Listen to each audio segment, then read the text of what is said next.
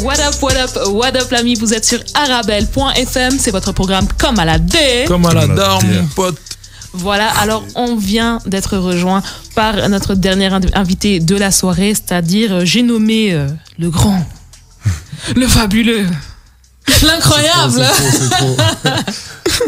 Non mais il faut dire que on a quand même eu des gens quand même avec un sérieux bagage ici. On a eu des grosses pointures aujourd'hui, c'est chaud. Bon, je vais arrêter de jouer. C'est le grand Smimouze. Smimouze du groupe bonsoir, RAB. bonsoir. Qui répond de façon très humble. Du coup, mais voilà, je vais arrêter de directement poser les questions et laisser le temps du coup à notre invité de se présenter pour ceux qui ne connaissent pas. Merci beaucoup. Ok, alors voilà, moi c'est Smimouze, j'ai commencé à faire du hip-hop il y a bien longtemps. Genre, à mon avis, j'ai fait mes premiers sons en 86-87. Ah ouais. Ok. Je me suis directement tourné vers le son en fait. Puis après, début 90s, début 90s, on a commencé à faire du rap et tout ça. On a commencé à sortir des disques. On a sorti les premiers albums de hip-hop indé sur Bruxelles. Voilà.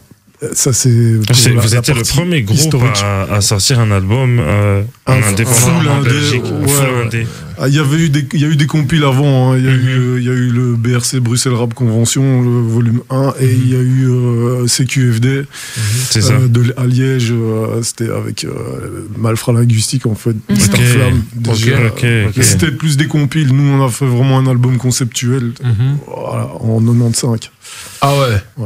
95, premier album de rap belge. De rap belge indé, voilà. Et voilà. Si je peux... pardon. Non, vas-y. Et du coup, toi, tu rappais juste ou tu rappais et tu faisais des prods ou tu... Non, moi, j'ai commencé plus en faisant à faire des prods, en fait. Okay. Parce que j'avais des potes qui rappaient déjà et tout, et que moi aussi, j'ai touché un peu, tu vois, pour rigoler. Okay. Moi, je rappe plus pour rigoler, en fait. Tu vois, et sans indiscrétion, tu as fait sur quel programme, logiciel ? Non, mais à l'époque, tu vois, il fallait se démerder pour trouver des sampleurs et, tu vois, et du matériel pour mettre tout ça en séquence. C'était plus... moi, j'ai commencé avec une boîte à rythme. Je séquençais mes sons d'un sampleur. J'avais un vieux Roland MKS100, tu vois, c'est des sampleurs vintage maintenant. Tu vois, c'est des trucs, même limite, ils sont chers, tu vois, parce que c'est rare. Ouais, voilà. On bossait là-dessus, sur du matos comme ça. Il y avait un peu de tout. Il y avait les SP12, ATR808, tu sais, des boîtes à rythme mythiques comme ça. On avait tous nos petits équipements, nos petits sampleurs et tout, et on a commencé à faire du son comme ça. Si c'était pas les logiciels, pas Fruity Loop, il n'y avait pas Ableton, tout ça, il fallait apprendre toi-même à bien séquencer tes sons, les traquer sur la boîte à rythme et tout. Voilà, c'était quelque chose. Hein. Voilà, c'était... Et du coup, j'ai pu voir aussi que, comment dire, tu avais eu l'occasion de placer des instruments aux États-Unis. Ouais.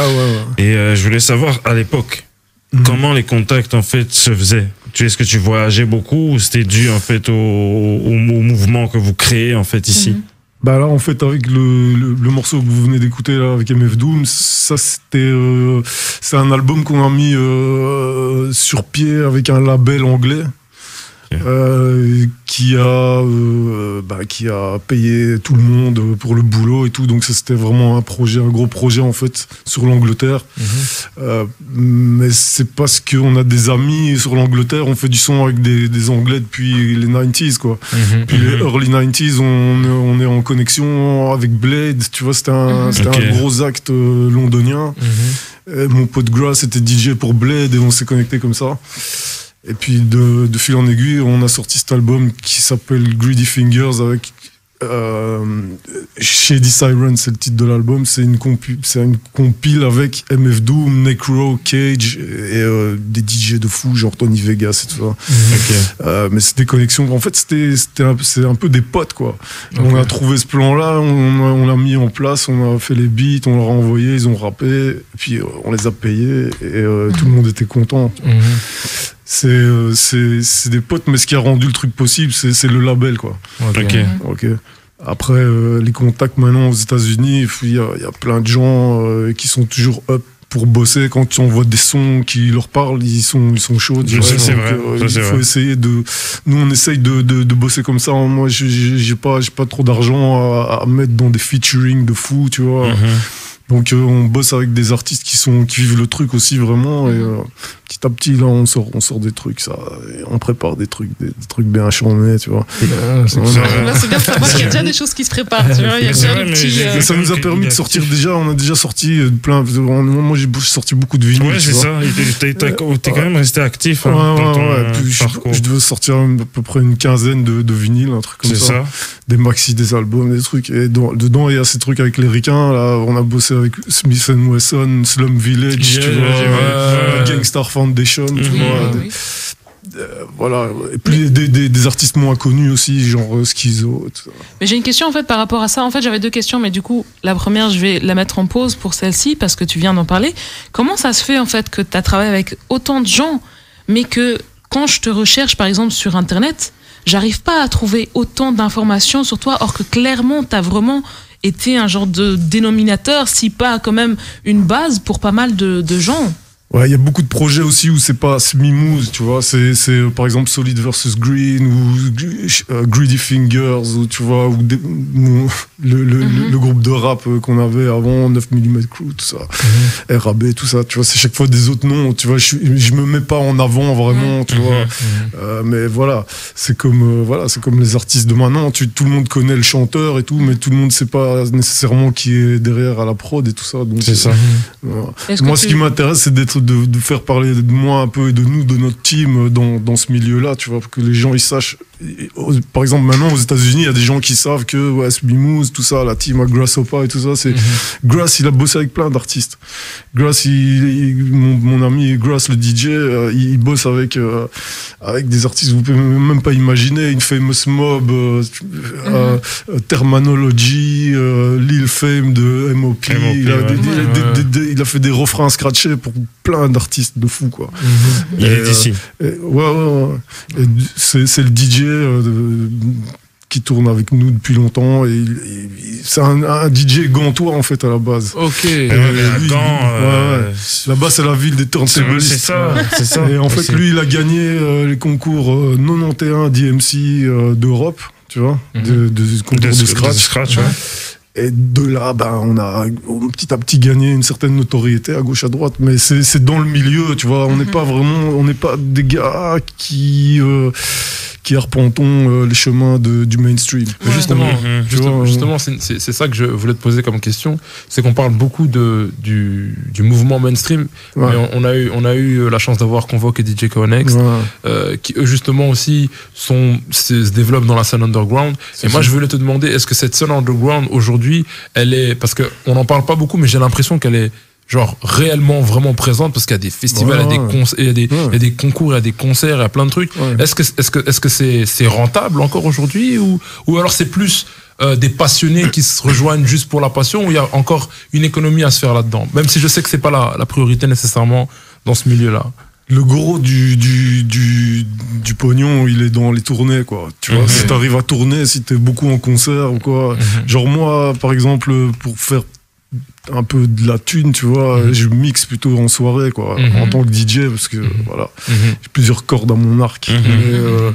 Mais ouais, ce qui rapporte quand même de l'argent, c'est les lives en général.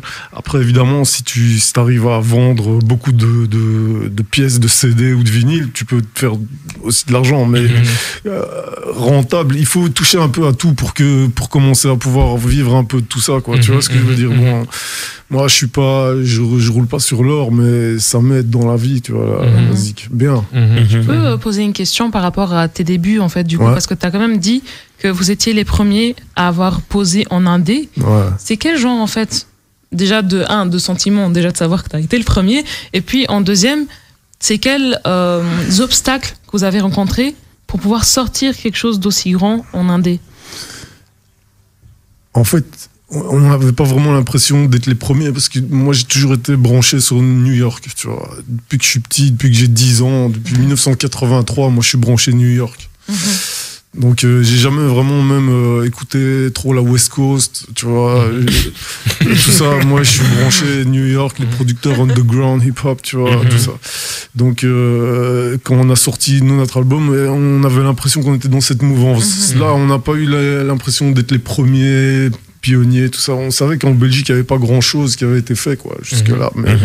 Mais ça nous a jamais vraiment, on s'est jamais vraiment dit, ouais, on est les seuls, on est les premiers, tu vois, c'est pas vraiment ça le but. Nous, tout ce qu'on veut faire, c'est des films, quoi. Des films, on veut faire des films audio, tu vois, qui a moyen d'écouter, comme ça, et de faire tout un scénario de dingue. Voilà. Après. Et du coup, comment était le rap, en fait, en 87? C'est à ce moment-là que vous avez sorti. Ouais, le premier album, le premier truc, on a sorti en 93, puis 94, 95. 93, 94, premier maxi, 95, premier album. Ouais. Mais toi, c'était en 87. Mais moi, quand j'ai commencé, il n'y avait rien ici, il n'y avait pas grand-chose, quoi. Donc j'ai directement rencontré BRC, Salid des Fidji, qui est là, ici, avec moi, ici, Big Up. J'ai directement rencontré, on s'est direct tous rencontrés, on était des extraterrestres, tu vois, on arrivait quelque part, on était tous habillés bizarres, les gens, ils étaient, mais c'est quoi ça, c'est quoi ce truc Mais voilà, mais quand j'étais petit, il y avait déjà des groupes de break et tout qui se réunissaient, qui faisaient des shows, les gens connaissaient le hip-hop, tu vois, déjà dans le début des années 80. Donc voilà, on était, je dirais, vraiment des extraterrestres, parce que tu sais, à l'école et tout, c'était genre, hey, mais qu'est-ce que t'écoutes et tout, puis ils écoutaient, puis c'était là, mais c'est quoi cette musique? Tu vois, et nous on était déjà dedans depuis genre 10 ans, je sais pas. Mais moi j'ai une question, étant donné que t'as plusieurs cordes à ton arc, et que tu bosses, enfin t'as quand même bossé avec pas mal de grosses têtes et des ricains, et que t'es passé par un label anglais, t'as jamais pensé à t'exporter carrément, à partir vivre en Amérique ou partir vivre en Angleterre pour essayer peut-être d'en vivre, genre vraiment là. J'ai vécu un peu plus d'1 an à Londres. Ah, ok, vois, quand même. Ouais. J'avais des plans là-bas, j'ai bossé pour un label, Chrysalis Records et tout. Mais je suis rentré en galère, j'ai dû revenir et tout, ça allait pas. Parce que la vie là-bas, c'est dingue. En fait, au début, j'avais de la thune, puis ça a plus. Ouais, c'est hyper cher là-bas. Mais la vie à Londres est extrêmement chère. Qu'on se le dise jusqu'à aujourd'hui, en plus, c'est le Brexit. Donc, ma meuf là-bas, elle avait 2 jobs et tout, tu vois, laisse tomber, elle travaillait jusqu'à 23h. Ah non, c'est chaud. Ah, voilà, donc le système était. Et ce qu'il y a aussi, c'est que là-bas, tu vois, là-bas, l'époque où moi j'étais là-bas, c'était fin 90s, c'était le début du grime et tout, tu vois. Moi, j'ai toujours été, moi je suis hip-hop underground new-yorkaise, tu vois, et ils accrochaient pas, ils me disaient putain ça tue et tout, mais ils trouvaient, tu vois, c'est pas le même move, tu vois. Donc eux-mêmes ils me disaient mais va aux States c'est tout, tu vois, voilà, mais c'est pas évident, il faut se faire les connexions, il faut c'est ça, avancer, une fois que t'es là-bas, il faut le fait qu'on se soit retrouvé quand même un des premiers groupes à avoir sorti des trucs en AD, tout ça, ça nous a quand même permis d'avoir des beaux lives, tu vois, et de rencontrer pas mal d'artistes, tu vois, dans le monde quand même, quoi. Du coup, en parlant des lives, quel était ton plus beau live, du coup? Parce que je vois que tu le dis avec quand même une sérieuse... par exemple, moi, je suis 50 Cent à Forêt Nationale, j'étais le premier qui était sur scène, tu vois, je monte sur scène, tout le monde, il croyait que c'était moi le DJ de 50 Cent, parce qu'en fait, on a ouvert avec King Size, tu vois. Attends, c'était en 2005, là? 2005, c'était le premier, j'étais là. Le premier mec qui montait sur scène, c'était moi. Ouais, bah oui, c'est ça, tout le monde était trop... Allez, purée. Après, ça, c'est un truc marrant, mais on a fait plusieurs trucs. On a mixé à Los Angeles, à Long Beach, tu vois, avant Corrupt. On a fait plein de trucs de fou. Rien que ça. On a fait plein de trucs de ouf. Des avant-premières ici en Belgique, on a fait House of Pain, Cypress Hill, Gangstar, The Roots. Vous avez des bons bookers. À l'époque, à l'époque, à l'époque, on était connectés. Ça aussi, c'est un truc qui a, tu vois, c'était les groupes comme ça et tout. Tous les groupes ont une vie, tu vois. Il y a des moments où ça tourne bien. Après, à un moment donné, puis ça s'écroule. Et puis il faut redémarrer des trucs, se remettre avec ceux qui sont toujours focus. Ouais, clairement. Voilà, mais là, moi, j'ai un peu le vent en poupe. Je suis inspiré, tu vois. J'arrête pas de sortir des trucs. Je bosse, je termine des projets, tu vois. Voilà. On peut attendre quoi pour la suite alors? J'allais poser la question. Le mot de la fin. Là, avec mon pote Grass, on est en train de bosser un album avec des artistes ricains qui sont vraiment pas mal. Je peux pas vous en dévoiler beaucoup plus, mais il y a du lourd. On va devoir rester sur la toile. Et il faut se tenir au courant, mais on est là sur toutes les plateformes, tu vois, Facebook, Instagram, Smimouz, Excel Smim, c'est moi. Il y a moyen de suivre. et de voir ce qui se passe, quoi. Et ben peut-être que du coup on va le réavoir sur le plateau quand son projet sera sorti. Ouais. Ce serait bien, ce serait génial. Ce serait grave cool. Ce serait grave cool. Après qu'on aurait pu fangirler à la maison sur ton projet. Mais alors du coup malheureusement c'est la fin de l'émission. On aurait probablement voulu te poser, moi en tout cas j'aurais voulu te poser 1000 autres questions, mais j'aurai peut-être l'occasion une autre fois quand du coup tu reviendras. Je serai là. À ce moment-là, du coup je crois qu'au nom de l'équipe encore une fois je peux dire merci à toi d'être venu jusqu'ici. Merci, franchement. Ça fait plaisir, ouais. Ça fait super plaisir. Et merci d'avoir écrit des morceaux pour MF Doom parce que moi je suis une grande fan. C'est vrai. Voilà. Il fallait que je sorte. Alors voilà la MIF. La semaine prochaine par contre, il n'y aura pas de Comme à la D, mais la semaine d'après on revient tout nouveau, tout frais. On sera là pour vous. En attendant, passez une très bonne soirée. C'est la fin, mais j'ai envie de dire. On est samedi, hein. Voilà, c'est le début. C'est le début. Oui, mais nous sommes toujours confinés. Oui, toi aussi. T'es obligé de casser le délire des gens.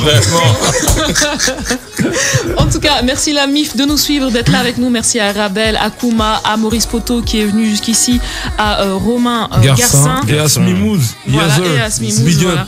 Et merci à Alejandro, à la régie qui est tout le temps là avec nous. Passez une très très bonne soirée. À très bientôt la MIF. Merci. On se revoit dans 2 semaines. Yes. Comme à la D.